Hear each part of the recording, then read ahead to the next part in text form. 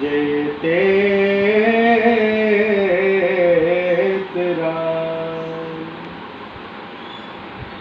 राम राघव राम राघव राम राघव रक्षमां कृष्ण केशव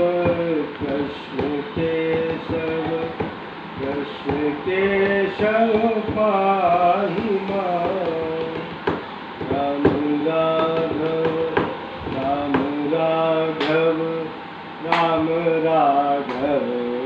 रक्षमां कृष्ण केशव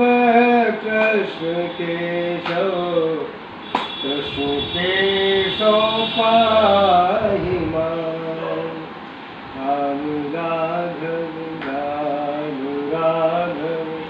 राम राघव रक्षमां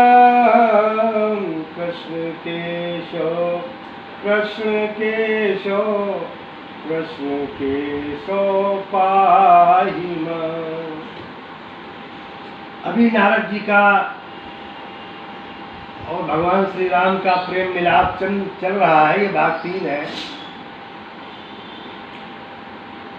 नारद जी परम भक्त हैं भगवान श्री राम के, और नारद जी कहते हैं, नारद जी को प्रणाम किया भगवान राम ने, तो नारद जी संकुचित हो गए। बोले आप ऐसा न करें, आप तो साक्षात भगवान विष्णु हैं, महामाया मैथिली जगत जननी है, भगवान की योग माया है, उन्हीं की शक्ति से जगत का संहार, पालन और उत्पत्ति होती है।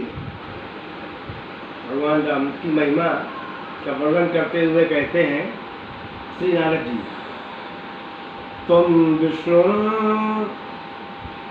विष्णुर्जानकी लक्ष्मी शिवत्वं जानकी शिवा, ब्रह्मा त्वं जानकी वाणी, सूर्यस्त्वं जानकी प्रभा, लोके श्रीवाचकं यावत् तत्सर्वं जानकी शुभा, पुन्नाम वाचकं यावत् तत्सर्वं त्वं हि राघव, तस्माल्लोकत्रये देव युवाभ्यां नास्ति किंचन, त्वत्तयैव जगज्जातं त्वयि सर्वं प्रति,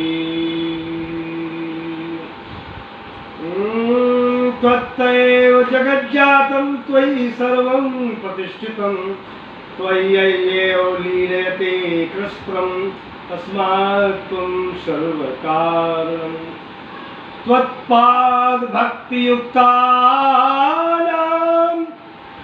विज्ञानं भवति क्रमात्, तस्मात् त्वद्भक्तियुक्ताये मुक्ति भाजस्त एव हि। भगवान राम कहते हैं, आप नारद जी कहते हैं भगवान राम से, आप साक्षात भगवान विष्णु हैं, तो जानकी जी लक्ष्मी है, आप साक्षात शिव हैं, तो जानकी जी पार्वती हैं, और आप साक्षात ब्रह्मा जी हैं, तो जानकी जी सरस्वती हैं, आप साक्षात सूर्य हैं, तो जानकी जी उनकी प्रभा है।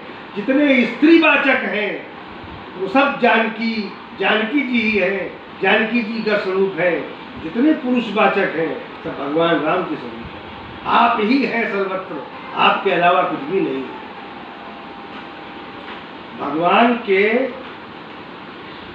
भक्तों और दासों की दासता स्वीकार करते हुए नारद जी ने भगवान श्री राम के सामने अपनी अत्यंत दीनता प्रकट कर भक्ति का एक विशिष्ट आदर्श सामने रखा है, एक आदर्श स्थापित किया है भगवान नारद जी ने। देवर्षि नारद जी ने। वास्तव में नारद जी की भक्ति बड़ी विलक्षण है। नारद जी की भक्ति बड़ी विलक्षण है। देवर्षि नारद जी, उनकी भक्ति बड़ी विलक्षण है। उनके रहस्य को तो श्री राम ही जान सकते हैं। नारद जी की भक्ति इतनी विलक्षण है कि नारद जी के रहस्य को राम जी ही जान सकते हैं। नारद जी भगवान राम से उनके अनुग्रह प्राप्त करने की प्रार्थना करते हुए कहते हैं, हे प्रभु, मैं तो आपके भक्तों के भक्त और उनके भी भक्तों का दास हूँ। नारद जी कहते हैं राम से, आपके भक्तों के भक्त और उनके भी भक्तों का मैं दास हूँ। अहं त्वद्भक्त भक्तानां त्वद्भक्तानां च किंकरः अतो अनुगृहीत्वा मोहयस्व न मां प्रभो। त्वन्नाभिकमलोत्पन्नो ब्रह्मा मे जनक प्रभो, अतस्तवाहं पौत्रोऽस्मि भक्तं मां पाहि राघव। विराजी नारद जी भगवान राम से कहते हैं कि हे प्रभु, मैं तो आपके भक्तों के भक्त और उनके भी भक्तों का दास हूँ। नारद जी की राम की वार्ता हो रही है। नारद जी राम जी से कहते हैं, राम जी के बड़े अनन्य भक्त हैं नारद जी। और नारद जी का क्या है कि नारद जी भगवान के मन के अवतार हैं। भगवान जो लीला करना चाहते हैं तो नारद जी उसी लीला के अनुसार कार्य शुरू कर देते हैं। भगवान के मन के अवतार हैं, ब्रह्मा जी के मानस पुत्र हैं। ब्रह्मा जी के मानस पुत्र हैं और भगवान के मन के अवतार हैं। भगवान जैसे राम के रूप में आ रहे हैं तो वैसी लीला करने लगेंगे, पहले से तैयारी करने लगेंगे। यानी भगवान राम के अवतरण की भावभूमि तैयार करते हैं, वो भूमि को उर्वरक बनाते हैं जिसमें भगवान राम लीला करेंगे। तो नारद जी भगवान के बड़े अनन्य भक्त हैं। 3 दिन से वही चल रहा है, नारद और राम। कल चलेगा वाल्मीकि जी का, राम और वाल्मीकि संवाद। तो मैं तो आपके भक्तों के भक्तों का भी दास हूँ, अतः आप मुझे मोहित न करें, मुझ पर अनुग्रह कीजिए। प्रभु, आपके नाभि कमल से उत्पन्न हुए ब्रह्मा जी, जो आपकी नाभि से उत्पन्न हुए हैं ब्रह्मा जी, मेरे पिता हैं। मैं आपका पौत्र हूँ। जब आपकी नाभि से वो उत्पन्न हुए हैं तो आपके पुत्र हुए, और मैं उनका पुत्र हूँ तो मैं आपका पौत्र हुआ। आपका पौत्र हूँ। अगर संबंधों को देखें, हे राघव, आप मुझ भक्त की रक्षा कीजिए। साफ साफ कह रहे हैं, त्वन्नाभि कमलोत्पन्नो ब्रह्मा में जनकः प्रभो। आध्यात्म रामायण का श्लोक है ये, आध्यात्म रामायण का 30 और 31 अध्याय के मध्य आया है। 30 में भी है कुछ हिस्सा, 31 में है। त्वन्नाभि कमलोत्पन्नो, त्वन्नाभि कमल उत्पन्नो ब्रह्मा में जनकः प्रभो, अतस्तवाहं पौत्रो अस्मि। मैं आपका पौत्र हूँ। भक्तम मां पाहि राघव। संस्कृत का अगर पूर्ण ज्ञान हो तो उसके साथ शब्दों के साथ खेलने में बड़ा मजा आता है। हमारे गुरुदेव जो है जगत गुरु श्री राम भद्राचार्य जी महाराज, जिनकी गवाही से ये फैसला हुआ राम मंदिर का, तो वो मतलब कहने का कि बड़े बड़े ग्रंथों की रचना की है संस्कृत में। उसका प्रधानमंत्री अटल जी ने, मोदी जी ने, तमाम बड़े बड़े राष्ट्रपति ने पुरस्कृत किया है, पद्म विभूषण। और तो वो जब चूंकि व्याकरण के मतलब ऑल वर्ल्ड में व्याकरण में उनके जैसा कोई नहीं, ऑल वर्ल्ड। जैसे ये सब विद्वान लोग कहते हैं, हम तो उनके शिष्य हैं, ये हमारा सौभाग्य है, जो हमारे गुरुदेव। जो मनुष्य भक्त प्रवर देवर्षि नारद और भक्त वत्सल भगवान श्री राम जी के संवाद को नित्य भक्त पूर्वक पढ़ता और सुनता या स्मरण करता है, वह वैराग्य पूर्वक क्रमशः देवताओं को भी अत्यंत दुर्लभ कैवल्य मोक्ष पद को प्राप्त कर लेता है। जो राम जी का और देवर्षि नारद जी का संवाद सुनता है, उसकी गति हो जाती है, ऐसा ग्रंथ कह रहा है। आध्यात्म रामायण बोल रही है, दिया न संवादम पठति शृणोति संस्मरेद्वा यो नित्यं मुनिवर रामयो सभक्त्या संप्राप्नोत्य यमर सुदुर्लभं विमोक्षं कैवल्यं कैवल्यं विरति पुरः शरं क्रमेण। आध्यात्म रामायण। ऐसे अनन्य भक्ति और उनकी भक्ति और भक्तवत्सल भगवान, उन सभी को बारंबार प्रणाम है।